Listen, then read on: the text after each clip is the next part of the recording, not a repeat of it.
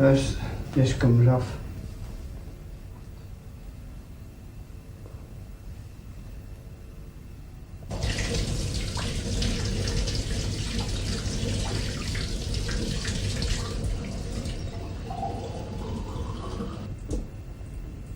You don't need expensive shaving soap. That's something else you don't need to shave.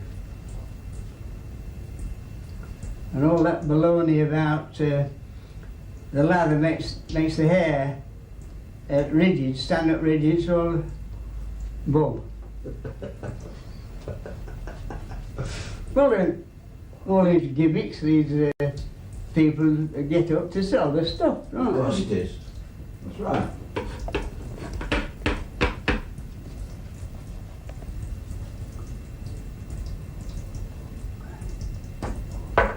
That's that. A towel.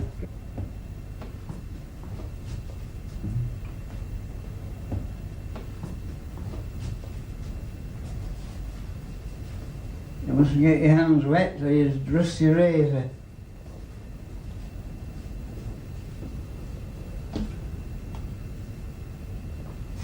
I know you're right. Which razor's that one you've got? That's an old razor.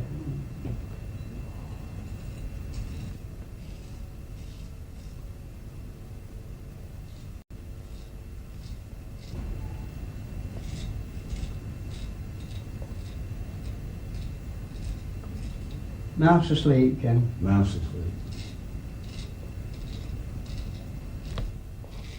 Well, it's a pleasure to have a shave. If you haven't got a good razor, it must be agony.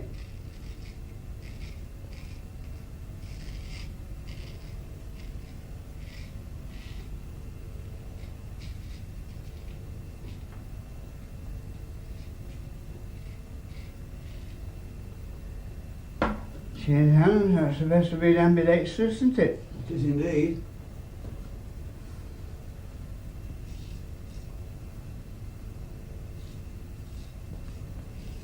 I like to see people look nice and tidy, women and men, and I'm a great admirer of beauty, no matter if it's in human form or any form.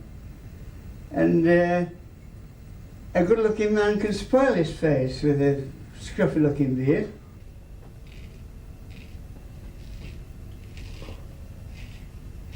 Can't feel this really on me.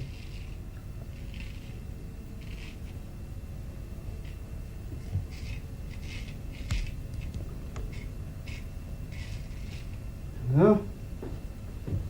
Shave a mouse asleep, Kim. Lovely.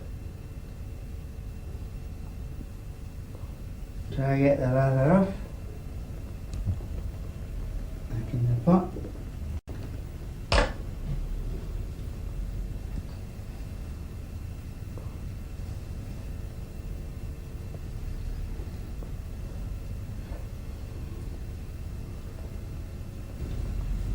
Not done yet, I don't want to stop it for you.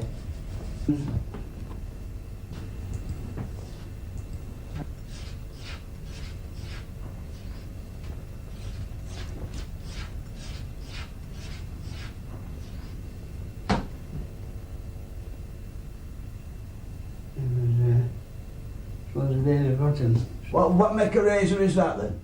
Whose is it? It's a beauty, that, real beauty. Sellers.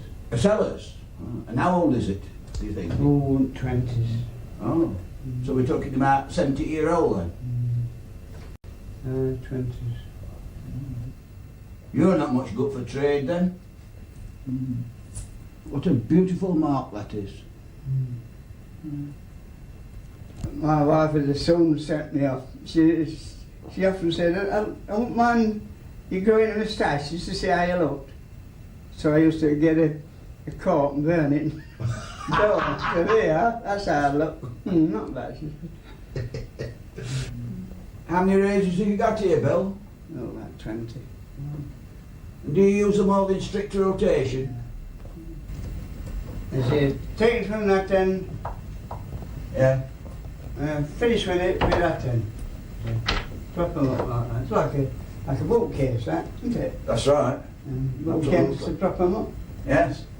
What's this business about giving a razor a rest? A delicate thing like a razor, it just almost goes to nothing.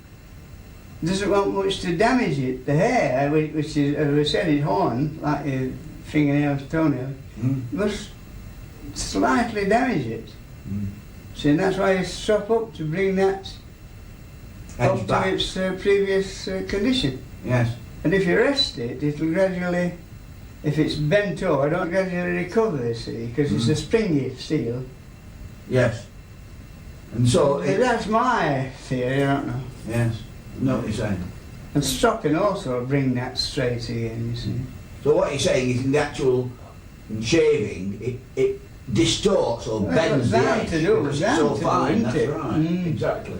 So fine. Yes. I mean, a few wetters I knew, that's when they put the fine edge on, honing, after they've been ground, used to wet them on the wetting stone.